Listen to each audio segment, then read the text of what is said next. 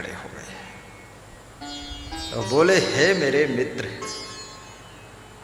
अकेले कहाँ चले गए तुम कहते थे इतना बड़ा परिवार है, इतना काम धाम है, इतनी जिम्मेदारी है, मैं नहीं कहीं जा पाऊंगा, अब कहाँ चले गए तुम? उस लाश से पूछ रहे। और उस मरे हुए आदमी के घर के लोग लाश के आसपास बैठ करके खूब रो धो रहे और कबीर बीच में ये बात पूछ रहे। तो घर के लोग जो रो धो रहे थे उनको गुस्सा आ रही थी कि फालतू प्रवचन सुना रहे हो, लाश से क्या पूछ रहे हो, कहाँ चले गए? लाश बताएगी। तो कबीर ने कहा, लाश नहीं बताएगी तो तुम बता दो, तुम तो जिंदा हो, ये कहाँ गए? कबीर की बात पर ज्यादातर लोगों को गुस्सा बहुत आती थी, क्योंकि कबीर बात ही ऐसी कह देते थे। मुल्ला अगर नमाज पढ़ रहा तो उसको बोल देते थे, कांकर पाथर जोड़ के मस्जिद लई चुनाए, ता चढ़े मुल्ला बांग दे के बहरा हुआ खुदाए। तो मुल्ला जो है अल्लाह लिल्लाह बात को करता था, कबीर को पहले रपटाता था तेरी ऐसी तैसे। तो कबीर भागने में भी बहुत कुशल था, तेज भाग जाता था, उसको पकड़ ही नहीं पाते थे। कोई मार ही नहीं पाया कबीर को। कृष्ण को बहुत लोगों ने मारने की कोशिश किया, कोई नहीं मार पाया। बोलिए कबीर साहब की जय। राम को भी मारने की कोशिश बहुत किया, सबने, कोई मार नहीं पाया। अरे ये अवतारी आत्मा, इनको मारोगे कैसे? तो कबीर साहब मजेदार बात कहते हैं।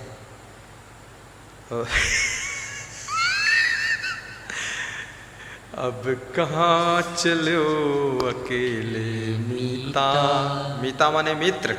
हे मेरे मित्र, अब अकेले कहाँ चले गए? ये काम धाम कौन करेगा? ये घर कौन संभालेगा? जानवरों को चारा कौन देगा? ये साफ सफाई कौन करेगा? ये सब वैभव कौन संभालेगा? ये परिवार कौन डील करेगा?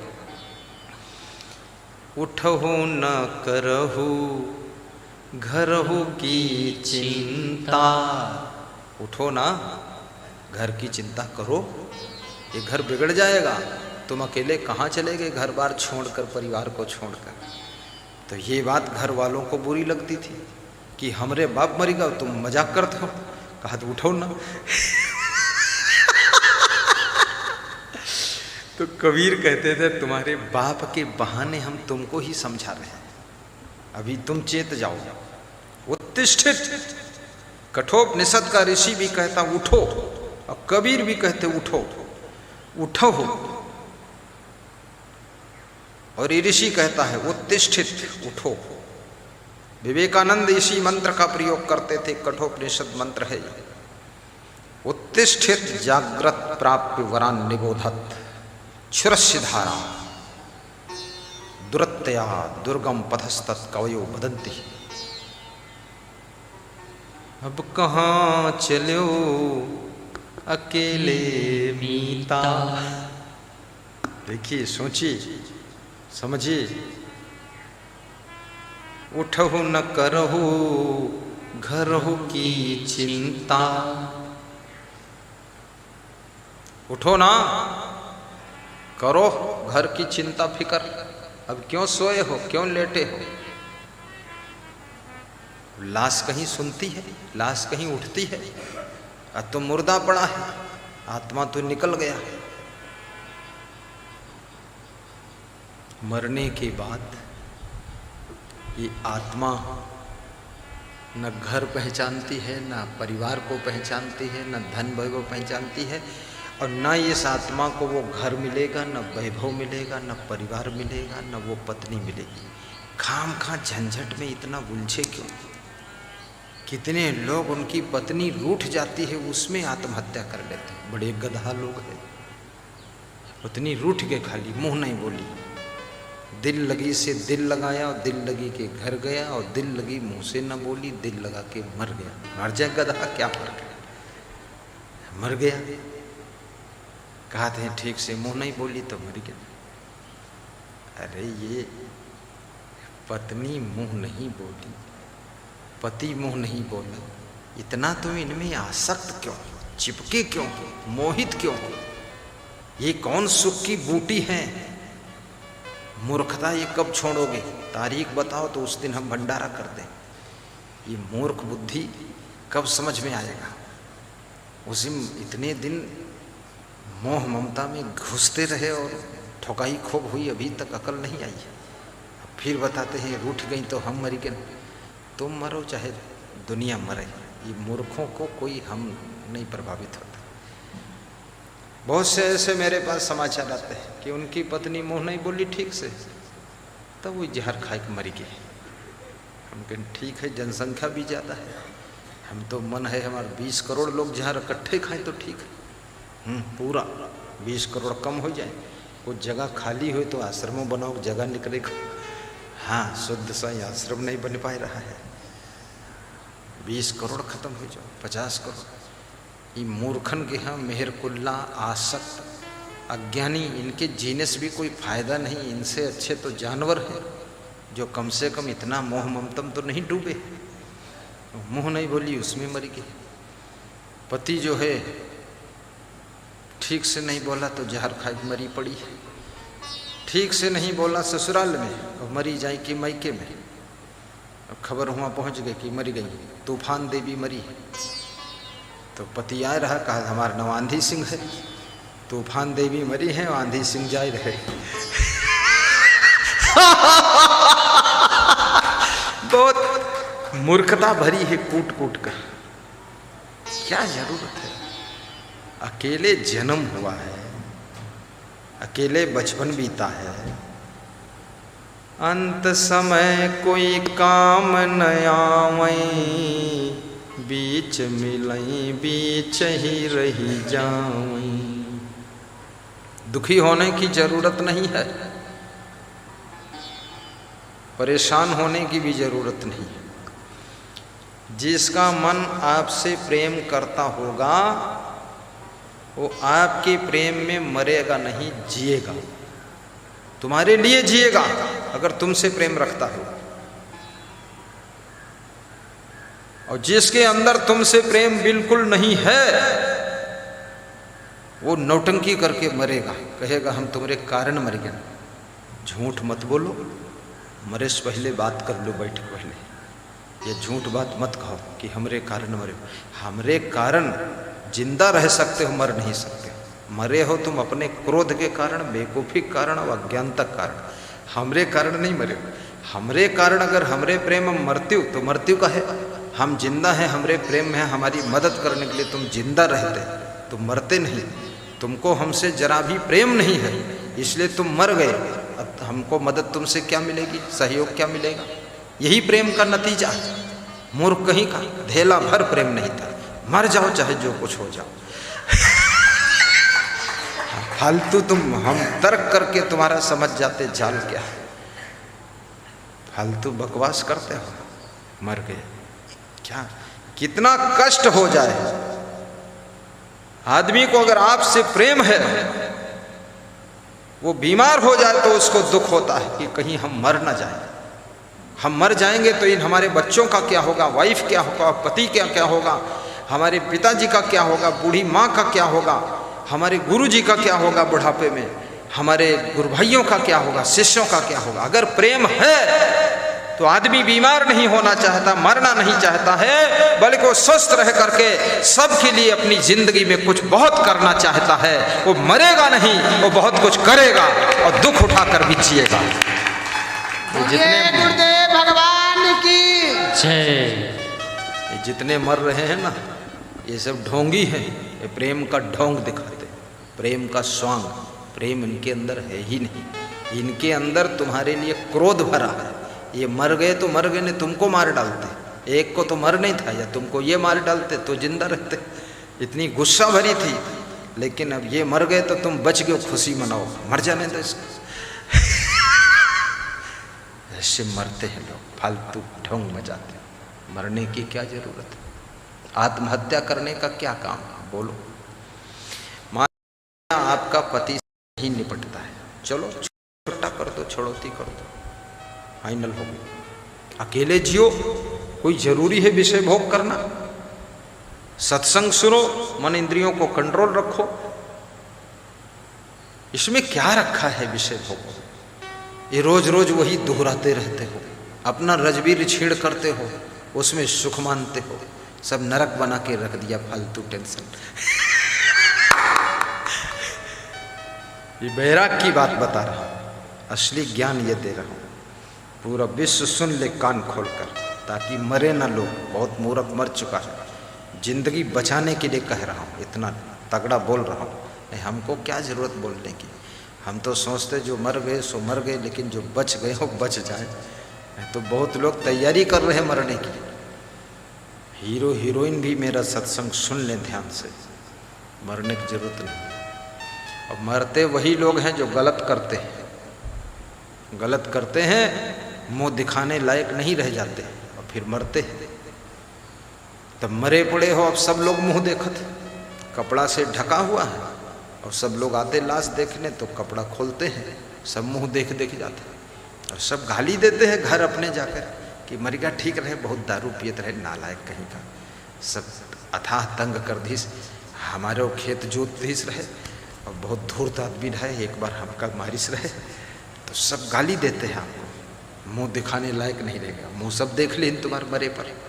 अब जिंदा होते तो शायद मुंह छिपा भी लेते, या यहाँ से बेच बाच के चले जाते दूसरे प्रदेश में, तो मुंह न देख पाते कोई। अब मर गए, अब तुम मुँह छिपा भी नहीं सकते, मुँह सब देख लें, और उसके बाद फूंक दें, और मुँह में आग कूच दें, और खोपड़ी में बाँस मार दें, और बात खत्म हो गई। तुम समझते थे बहुत बड़ा हम काम कर डाले, आत्महत्या कर लिए, बड़ा बड़ा नहीं, बेवकूफ़ी काम। मरना नहीं है, कोई जानवर पशु पक्षी भी आत्महत्या नहीं करता है, ना उसके घर है, ना प्लाट है, ना दुकान है, ना जमीन है, ना जगह है, ना सामान है, ना बेड है, ना खीर पूड़ी रसगुल्ला है। ये मूर्ख मनुष्य इतनी अच्छी चीजें खाने पीने के लिए है, इतना अच्छा राजमहल, घर सुंदर है, मकान है, जमीन है, दुकान है, परिवार है, प्रेमी है, और सब कुछ है, रसगुल्ला खाता, काजू खाता, किशमिश खाता, पंखा चलाता, कूलर चलाता, एसी चलाता, कार में चलता है। अब इसको न जाने क्या चाहिए, ये मर रहा है, आत्महत्या कर रहा है, बहुत धूर्त है, धूर्त। इसलिए मैंने कहा ना, मनुष्य से बड़ा धूर्त प्राणी कोई नहीं, पक्का मूर्ख है। अरे गम खा लो थोड़ा, इतना जोश खरोश में क्यों हो, इतना क्रोध में फड़फड़ाती क्यों हो? तुम्हारी ही बात चले ये संभव नहीं है, चलने दो, जिसकी चलती है उसी में तालमेल बिठाते रहो। संसार में जिद्दी हठी मत बनो, बस। जब देख लो शरीर कमज़ोर हो रहा है, बुद्धि भी कमज़ोर हो रही है, परिवार के अन्य सदस्य जोरदार हो रहे हैं, तो उनकी प्रशंसा करो, और खीर बने तो सबसे पहले बैठ खा लो, और कह दो खीर बहुत टापक रहा है। अरे ये छोटी वाली बहू बहुत टापक खीर बनाओ, और बड़ी वाली हलवा बहुत अच्छा बनाओ, और मंझली वाली जो है इसको कुछ पूछो ना, इसके यहाँ जब आलू बंडा समोसा बना तो खुशबू इलाके में फैलत। अब प्रशंसा में वो बनाती रहेगी, आलू बंडा बनाएगी, वो खीर बनाएगी, वो हलवा बनाएगी, तुम रोज छके रहो बेवकूफ़न चक्कर में। हाँ, इनकी निंदा बुराई करो मत, निंदा बुराई करोगे तुम्हारे ऊपर बाल्टी भर नंदोला का पानी डाल देंगे, और तुम्हारे कमरे के कूलर का कनेक्शन काट देंगे, तुम सड़ जाओगे फालतू उसमें। प्रशंसा करो बस। अब अपना रोल खत्म हो चुका है, अब इनकी नाटक शुरू है, आपकी नाटक बंद है। अब इनकी देखते रहो नाटक क्या है।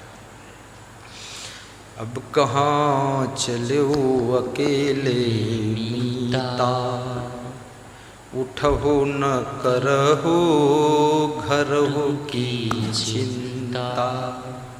आदमी कहता है कि माया मोह से फुर्सत नहीं, जब मर गए तो कबीर कहते उठो ना, अब घर की चिंता करो, घर के सब काम पड़े हैं। कौन उठेगा, लाश कहीं उठती है?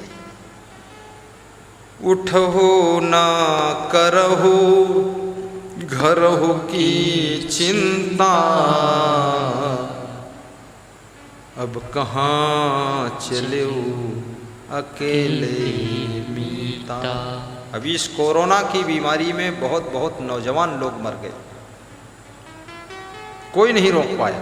आत्महत्या नहीं किया उन्होंने, लेकिन मर गए।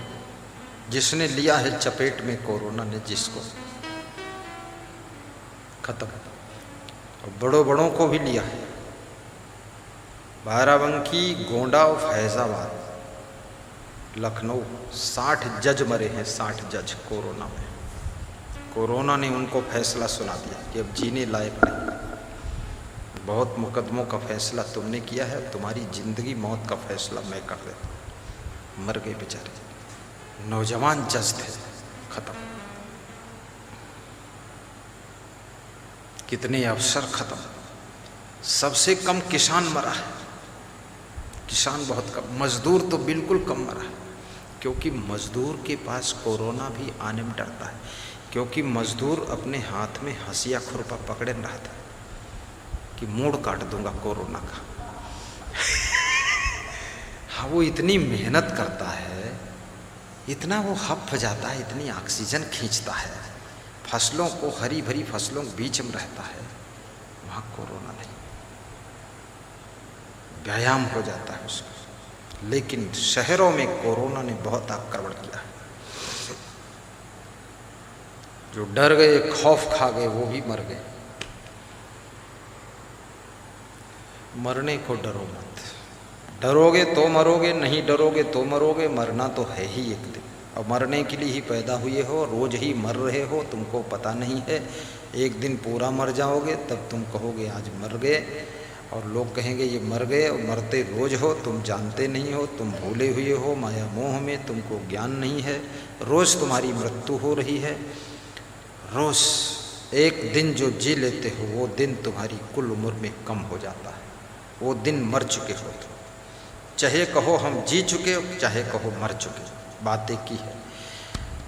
100 रुपये हैं, 10 रुपये खर्च कर दिया, तो चाहे कहो 10 रुपये कम हो गए, चाहे कहो 10 रुपये खर्च हो गए, चाहे कहो कि 10 रुपये हम ख़त्म कर चुके। वो 10 कम हो गए, यानी 10 रुपये ख़त्म हो गए। यानी 10 साल तुम जी चुके हो, तो 10 साल जानो मर चुके हो। 10 साल ख़त्म हो गई, कुल उम्र में पूंजी कम हो चुकी है। रोज मर रहे। खीर खाण घृत पिंड समारा, सोतन लईबा हर कई डारा। खीर और खाण, एक ऐसे एक मिठाई, नाना प्रकार की स्वीट खा खा करके इस पिंड को खूब तंदुरुस्त किया है, संवारा है। खूब अच्छी अच्छी साबुन लगाते हो, रगड़ी मारे रहो, देखते हैं, खूब सोहराते रहते हैं इसको। ये सोहरौना भी है शरीर बहुत। लेकिन होता क्या है? खीर खाण घृत, घी भी खूब खाया है। कितने लोगों ने तो घर ही में घी चुरा चुरा कर खाया। इस मिट्टी के पुतले के लिए चोरी बेईमानी भी बहुत किया है। खीर खाण घृत पिंड समारा। पिंड माने शरीर, पिंड माने शरीर। शरीर को संवारा, खूब खिला पिला कर मजबूत किया। फिर सोतन लईबा हर कई डारा। उस शरीर को मरने के बाद जब लाश हो जाता है, घर के लोग जो तुम्हें कहते थे मेरे बाप हैं, मेरा भाई है, मेरा देवर है, मेरा जेठ है, मेरा बेटा है, मेरा पति है, वही लोग उसको उठाकर घर के बाहर डालते हैं, लाकर वहां रखते हैं। कफन लपेटा जा रहा है। कफन 2 गज कफन है।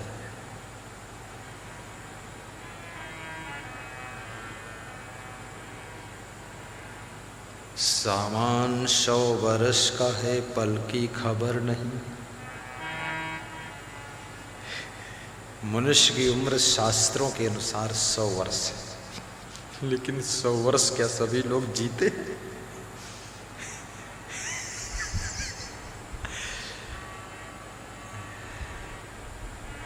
शुरू से ही बहुत मर रहे। कुछ लोग गर्भ में ही मर जाते, कुछ आधा पैदा हुए नीचे मर गए, आधा जिंदा पैदा हुए, आधा मरा पैदा हुआ। कुछ लोग पैदा होते ही मर गए, कुछ लोग 2 दिन बाद मरे, साल बाद, 5 साल, 10 साल, 20 साल। जवान हो गए 25 साल के पढ़ लिख करके, तब मर गए। घर के लोग बहुत दुखी हुए कि 20 लाख रुपए पढ़ाई में लग गए, 25 साल के हो गए तो कमाने वाले ही तो मर गए। पैसा सब पढ़ाई में लग गया, घर कंगाल हो गया। अब मर गए, मरे रहे तनी पहले मर जाती तो पढ़ाई पैसा तो बच जाती। यह कहा थे लोग कि थोड़ा पहले मर जाती तो क्या कोई समझौता हुई कि पहले मर जाए। ये तो उसको भी पता नहीं था कि हम मर जाएंगे, मरने वालों को भी पता नहीं हम कब मरेंगे। पल पहाड़ की खबर नहीं, धौया में का होए, आगे की आशा करते काल हंसे मुख मोह।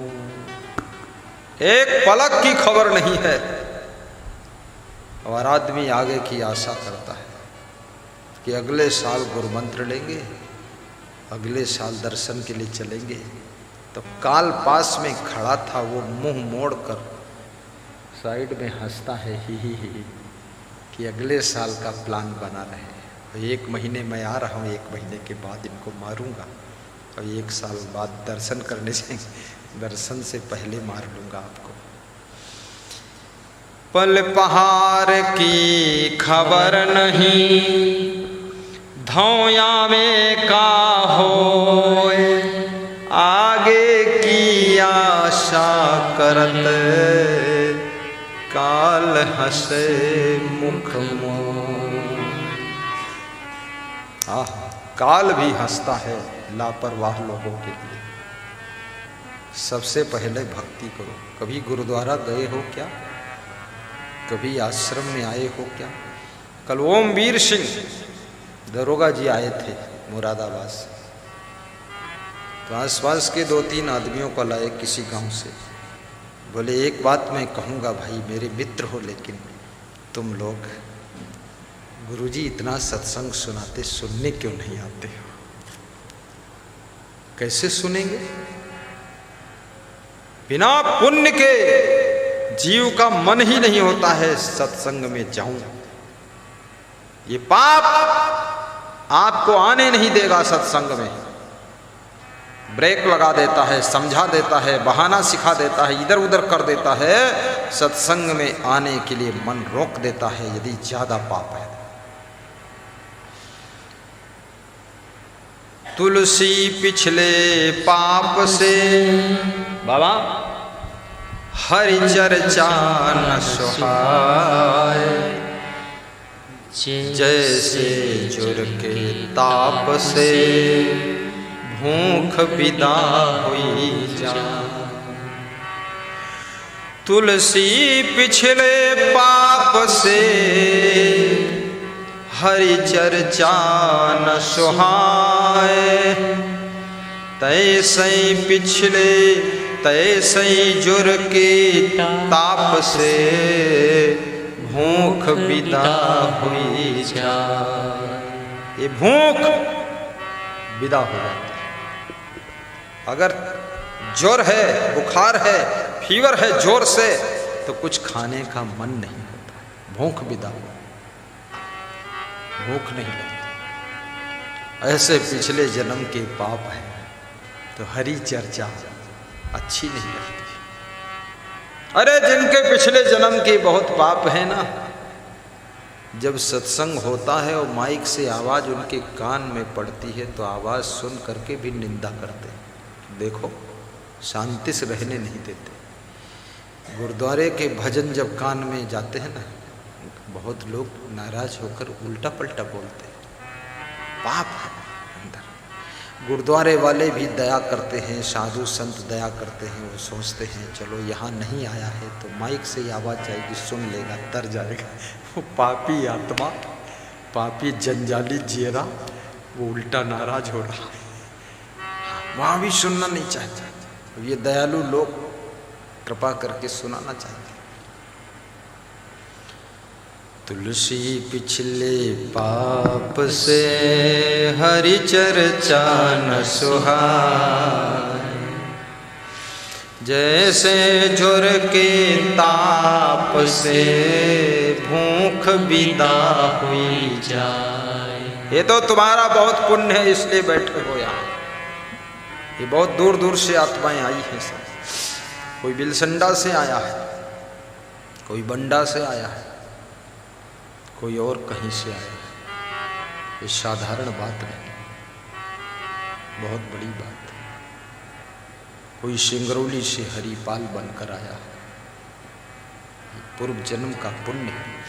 पुण्य पुंज बीनू मिलई न संता। बैठो बाबा। पुण्य पुंज बीनू, पुंज माने समूह, पुंज माने ढेर। जब ढेर पुण्य इकट्ठा होता है तब महान संत, वीतरागी संत का दर्शन होता है। फिर और पुण्य प्रबल जब इकट्ठा होता है तब सत्संग सुनने में मन लगता है। पुण्य पुंज बीनू मिलहि न संता। सतसंगत संस्रत करअंता। सतसंगत, गाइए। संस्रत माने संशय से भरा हुआ संसार, जन्म मरण जहाँ चक्र चलता है उसे संस्रत कहते हैं, अर्थात आवागमन से छुटकारा हो जाता है। पुण्य पुंज बीनू मिलहि न संता। सतसंगत संस्रत करअंता। बड़े भाग्य पाइए सत्संगा। बिना ही प्रयास हो ही भव भंगा। बिना ही प्रयास हो ही भव भंगा। बड़े भाग्य सत्संगा। बड़े भाग्य पाइए सत्संगा। टाइम पूरा हो गया, बस 10 मिनट और हो, 10 मिनट और कर देंगे। बड़े भाग्य पाई सत्संग, बिना ही प्रयास हो ही भव भंगा।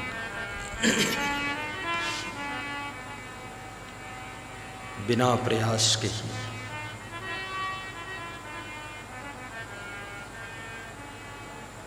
जन्म मरण आवागमन से मुक्ति मिल जाती है। यदि ठीक से सत्संग मिल जाए जन्म मरण से छुटकारा मिल जाता है। मुक्ति मुक्ति मुक्ति।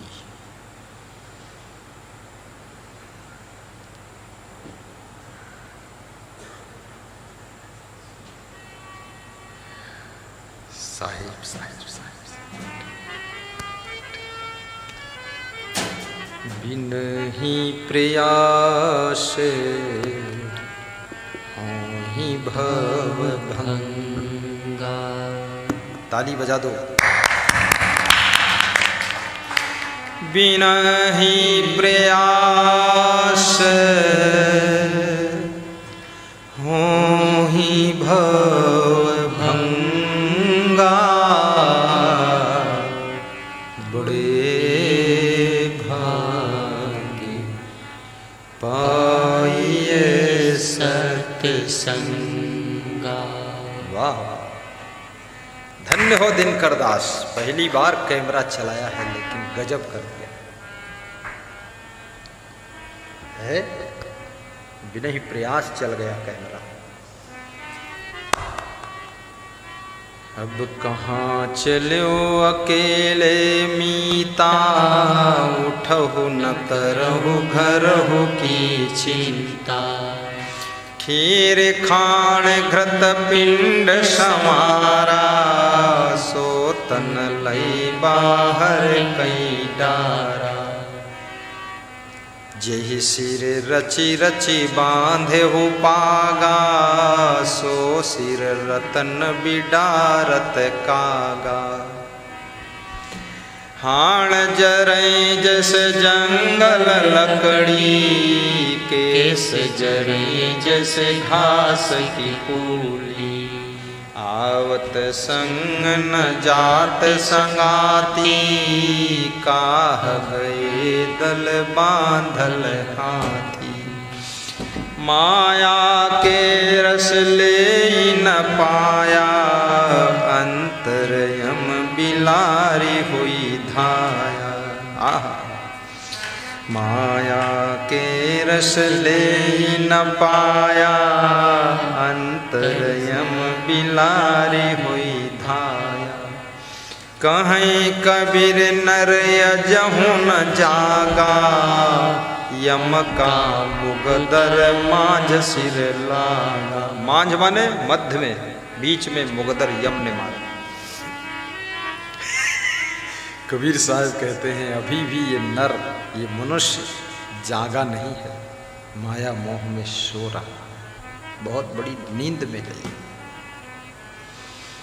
माया मोह कठिन संसारा, है विचार न काहु विचारा। माया मोह कठिन है फंदा, करे विवेक सोई जन बंदा। मोह सकल व्याधिन कर मूला, जही ते पुनि उपजई बहुसूला। मोह सकल व्याधिन कर मूला, जही ते पुनि उपजई बहुसूला।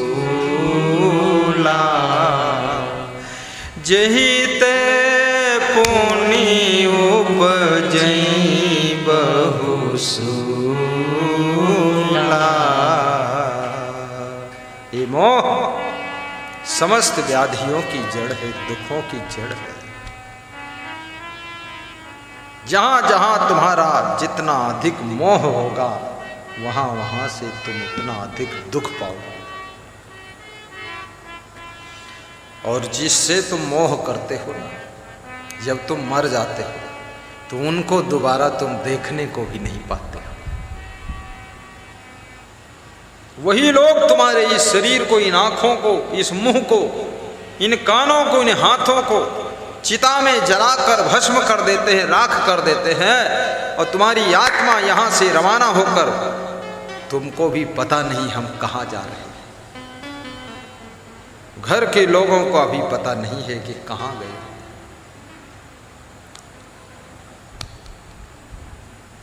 दोबारा उनको देखने को भी नहीं पाओ। ना वो घर, ना वो सामान, ना वो परिवार, कुछ भी तुमको मिलना तो अलग है, देखने को भी नहीं मिलेगा।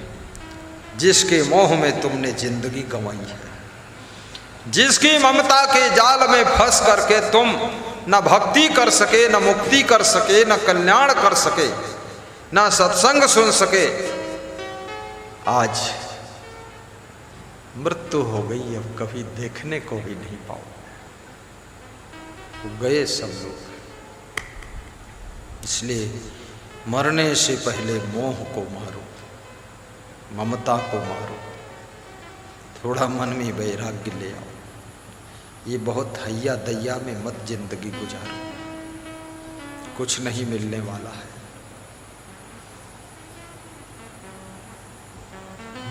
माया के रस ले न पाया।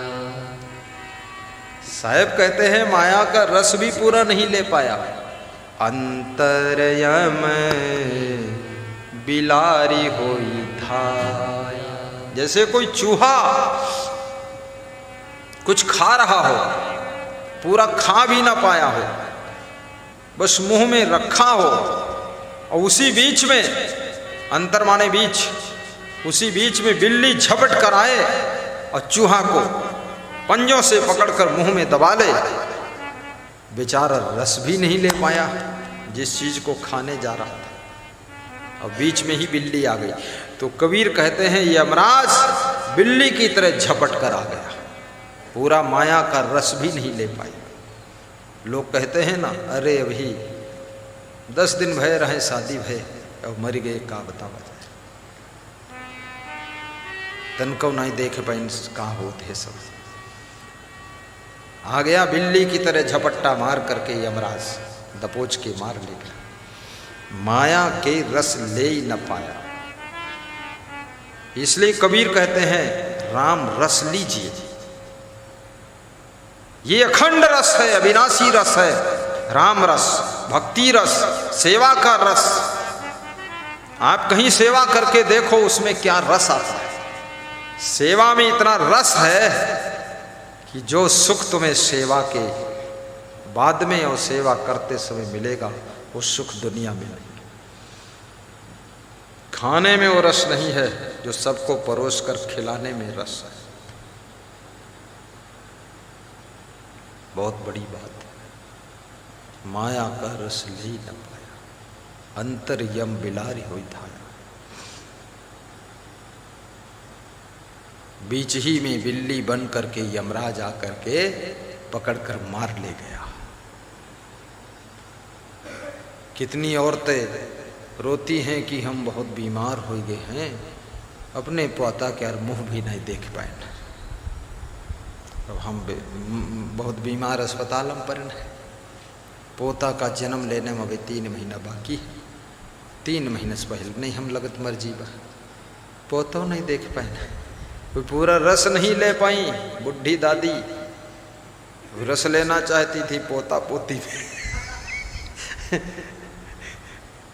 बहुत गंभीर स्थिति है, कौन समझाएगा। ये सब माया मोह है, माया का रस ले न पाए। कबीर कहते हैं माया तो रसहीन है, माया नीरस है, माया विषरस है, माया में कोई रस सुख नहीं है। सुख पाना है तो राम रस का पान कीजिए। को राम रसिक रस पियहुगे, पियहुगे जोग जियहुगे, को राम रसिक रस पियहुगे, को राम रसिक रस पियहुगे। अगर राम रस पियोगे तो युगों युगों जियोगे। राम रस का जो पान करते हैं उनको अविनाशी आत्मा का बोध हो जाता है, उन्हें ज्ञान हो जाता है कि मैं कभी मरता नहीं हूँ, मैं कभी जन्मता नहीं हूँ। शरीर का जन्म होता है, शरीर का ही मरण होता है।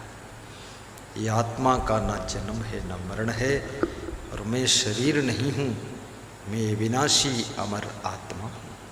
अपने आप का ज्ञान हो जाता है, और ये आत्मा किसी का रिश्तेदार भी नहीं, हाँ कुछ नहीं। ये सब अंत समय कोई काम न आवई, बीच मिलई बीच ही रही जाई। अंत समय कोई काम नहीं आते, ये सब बीच में मिलते हैं, बीच ही में छूट जाते हैं, कोई सार नहीं।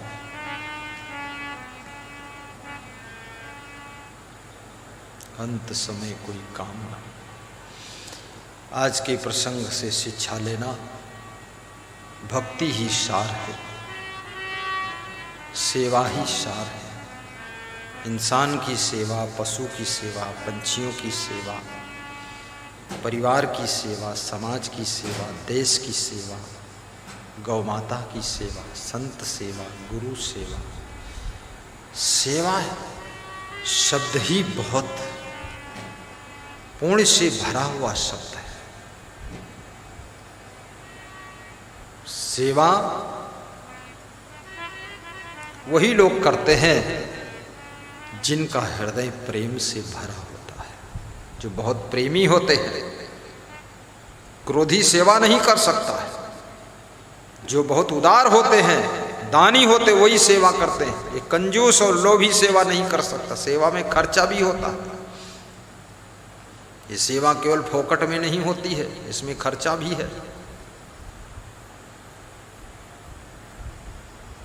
और ये खर्चा करना हर व्यक्ति के बस की बात नहीं है। दमड़ी ना जाए चमड़ी चली जाए, ऐसे लोग हैं धरती पर। सेवा करना कोई साधारण नहीं।